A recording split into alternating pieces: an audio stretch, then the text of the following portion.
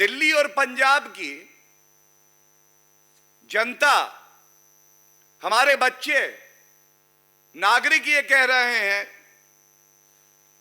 दिल्ली और पंजाब की हवाओं में जो जहर है, दिल्ली और पंजाब की हवाओं में जो जहर है, शर्म करो अरविंद केजरीवाल, ये तेरे निठल्लेपन का कहर है. And why do I use these words for Arvind Kejriwal? Let me begin by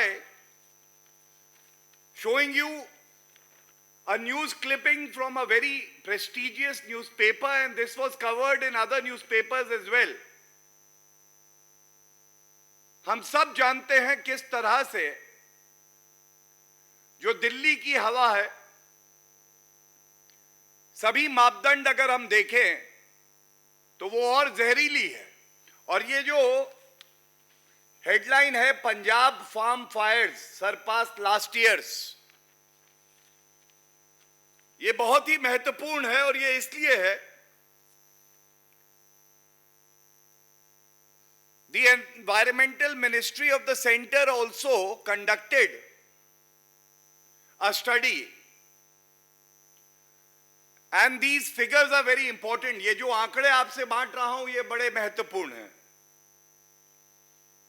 हम सब जानते हैं कि पिछले वर्ष की बात है, अरविंद केजरीवाल भ्रष्टाचारी, निठल्ले, निकम्मे, जब उनसे पूछो कि दिल्ली की हवा इतनी जहरीली है, तो पिछले साल तक कहते थे, and I am quoting from what he said, quote, Delhi has turned into a gas chamber due to smoke from crop burning in neighboring states. It is very important that we protect ourselves from this toxic air. And they were protesting at the Punjab and Haryana Bhavan. ये कहते थे कि ये जो हवा प्रदूषित हो रही है दिल्ली में, ये जो पराली जलाई जा रही है पंजाब में, उसका परिणाम है. आज दिल्ली की जनता ये पूछ रही है, अरविंद केजरीवाल जी, ये जो मामले पिछले साल तक 7,648 थे, ये बढ़कर 10,214 हो गए. करीब 33% की वृद्धि आई है ऐसे मामलों में जहां पराली जलाई जा रही है, पंजाब में जहां पापी आपकी सरकार है. तो अरविंद केजरीवाल जी ये बताइए,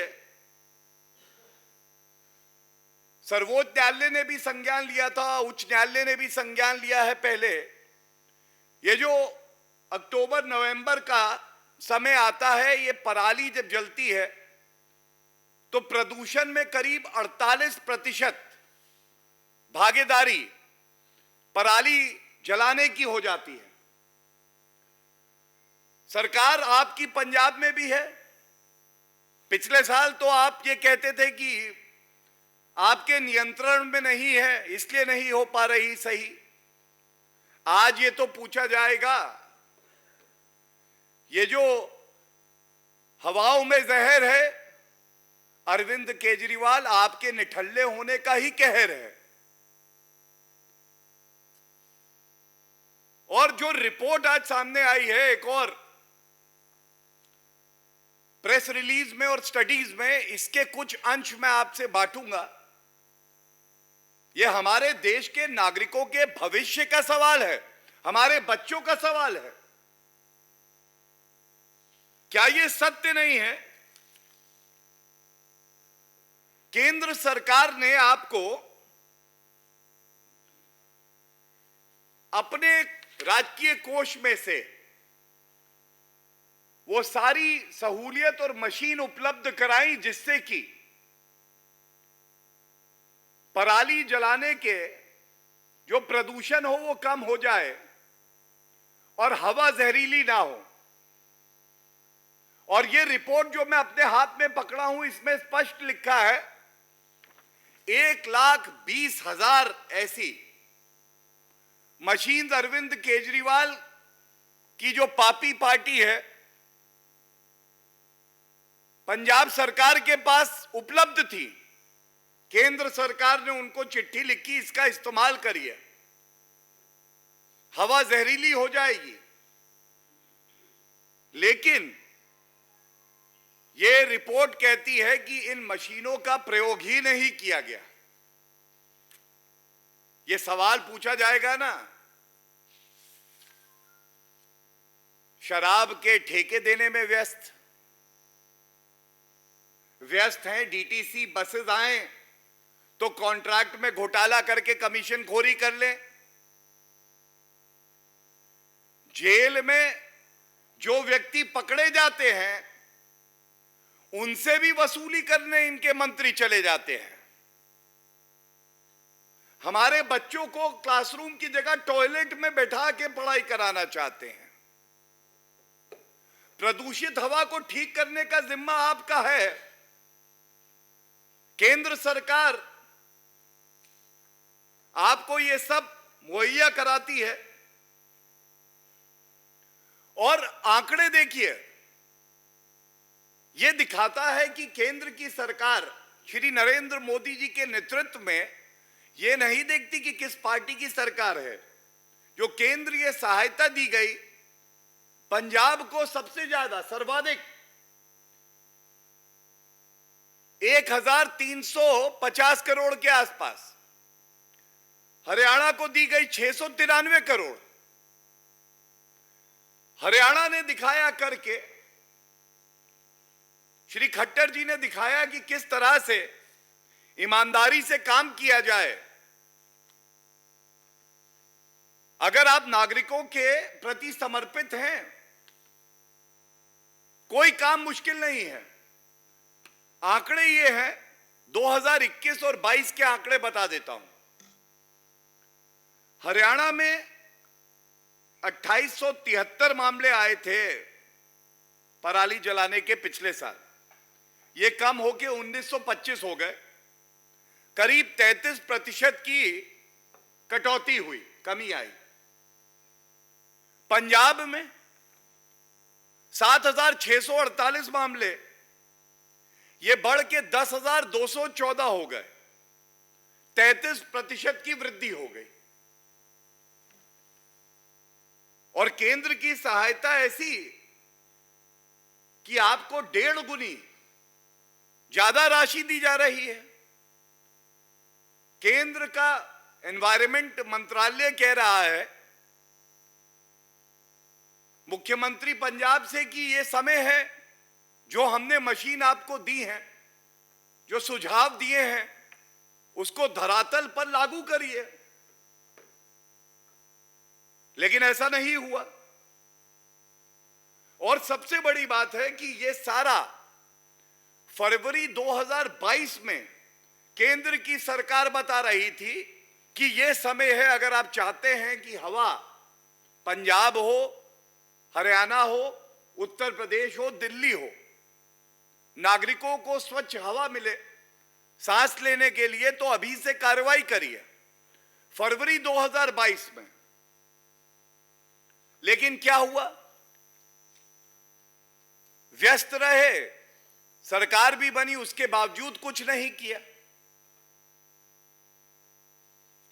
और इसके साथ साथ एक बात और, ये देखिए, ये तस्वीरें भी बहुत कुछ कहेंगी। ये पहले मैं हरियाणा का आपको एक चार्ट दिखाता हूं जो इंगित करता है कि कहां कहां लाल में अगर है तो हवा प्रदूषित हो रही है बहुत ज्यादा, और पीली यहां पे बिंदु भी है।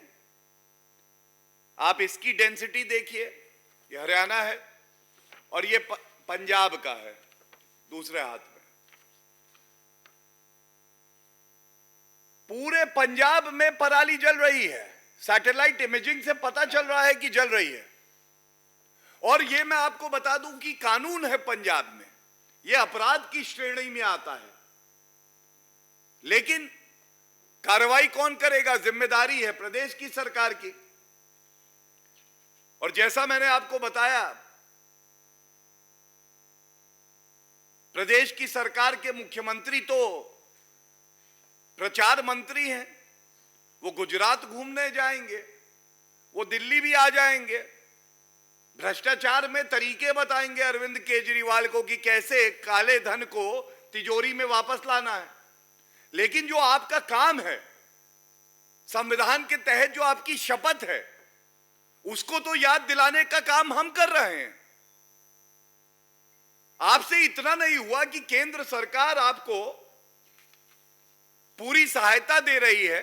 मैंने बताया 1350 करोड़ रुपए, आप उसका इस्तेमाल नहीं करते हैं। 1,20,000 आपको मशीन दी गई जिससे ये सुनिश्चित होता कि हवा प्रदूषित नहीं होगी, और केवल पंजाब के लिए नहीं, हरियाणा के लिए, दिल्ली के लिए, उत्तर प्रदेश के लिए। लेकिन आपने सुध ही नहीं ली। और मैंने आपको यह भी दिखाया किस तरह से कम राशि दी गई हरियाणा को, लेकिन उन्होंने उसका इस्तेमाल किया और 33% की गिरावट आई मामलों में भी और प्रदूषण में भी। और आपने पंजाब में हवा में जहर घोल दिया क्योंकि आपको अपनी जिम्मेदारी का एहसास नहीं था। इसके साथ मैं ये भी बता दूं कि केवल पत्र लिखे या सुझाव दिए ऐसा नहीं था। पंजाब सरकार के साथ केंद्र सरकार के जो उच्च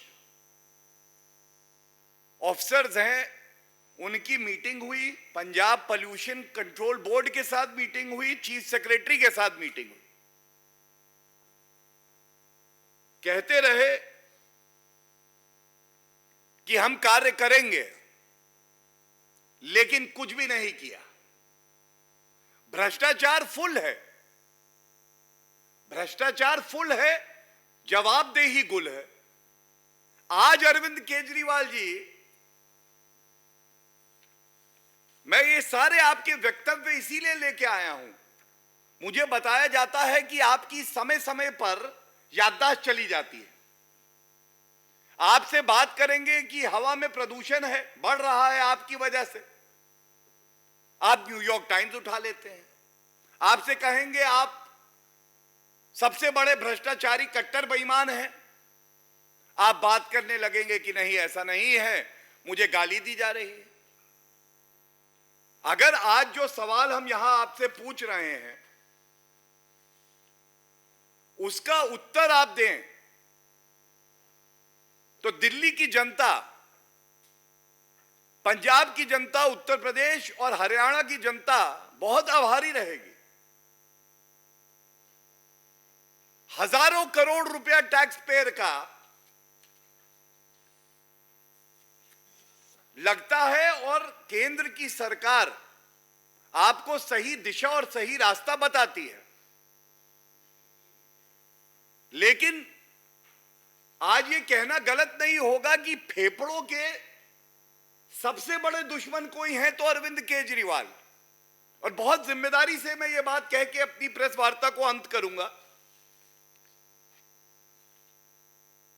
हम सब जानते हैं कि कोविड महामारी में भी एक लहर कोविड की आती थी, जब वो चरम सीमा पर होती थी तो अरविंद केजरीवाल गायब हो जाते थे।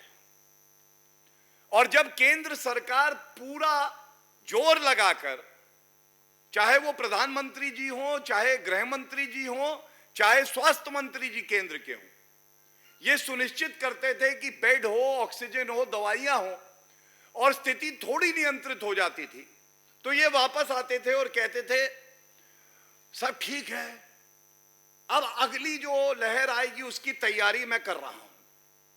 और फिर वो अगली लहर आती थी। दिल्ली का नागरिक ऑक्सीजन मांग रहा था और अरविंद केजरीवाल जी गायब थे। बताते हैं, अब पता चला है वो तो आबकारी नीति ला रहे थे घोटाला करने के लिए उस समय पर। तब भी ये फेफड़ों के दुश्मन थे। और आज जब हम बता रहे हैं, हम चेतावनी दे रहे हैं आपको, हम कह रहे हैं अगर आपसे नहीं हो रहा तो इस्तीफा दो। लेकिन जिन प्रदेशों का मैंने नाम लिया, इन प्रदेशों की जनता के स्वास्थ्य के साथ आपको खिलवाड़ नहीं करने देंगे।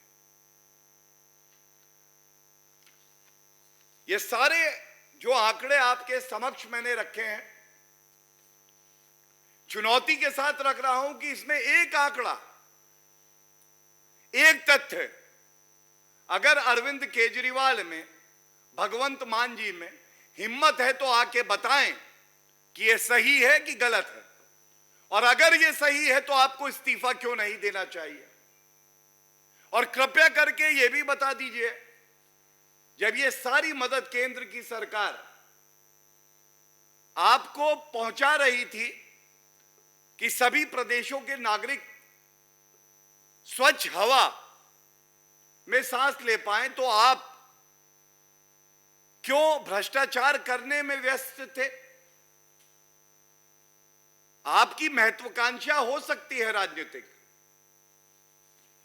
लेकिन किसी के स्वास्थ्य के साथ, किसी की जान के साथ अगर आप खेलते हैं तो इसी को क्रिमिनल नेग्लिजेंस कहते हैं।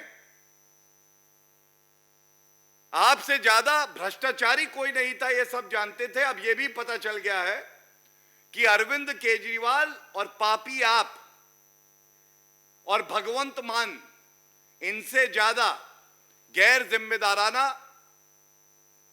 नेता भारत में कोई नहीं है। धन्यवाद।